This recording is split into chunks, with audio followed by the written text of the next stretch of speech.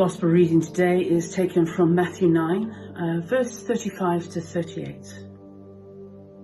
When Jesus saw the crowds, he had compassion for them, because they were harassed and helpless like sheep without a shepherd.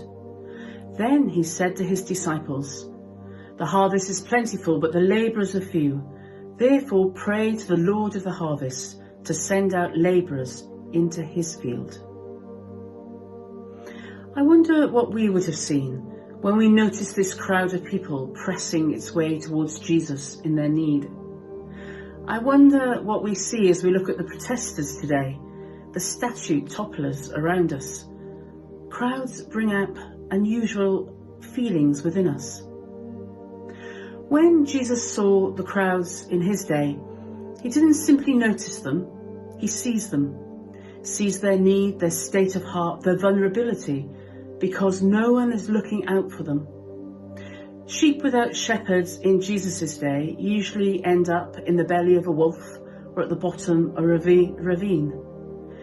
It is, of course, an implicit criticism of the religious and political leaders of his day, because they were failing in their job of shepherding, of caring for all God's people. Shepherdless sheep, figuratively or literally, always means that someone is not doing their job properly. Jesus saw them. When I was learning to pray, one of the most helpful pieces of advice that I was given was to prepare by becoming still and acknowledging that Jesus gazed upon me. And that gaze was a gaze of welcome, of love and compassion. Jesus saw me. That wasn't always comforting according to what was going on in my life at that time.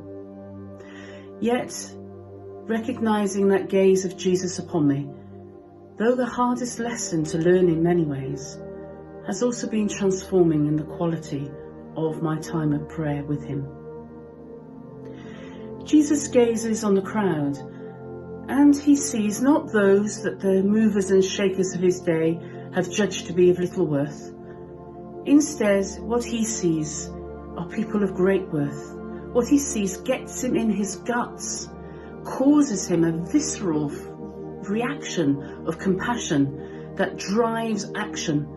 It is this compassion, this action, that will eventually cost Jesus his life. And it is in this moment, in Matthew's Gospel, that he turns to his friends and sends them out into the harvest fields of humanity to bring the life that is at the heart of mission to the people who need it most. And it is rooted in a gut-churning moment of compassion. Learning that Jesus gazes on me with love has been transforming to me. Learning that mission is rooted in this transforming gaze is important to me.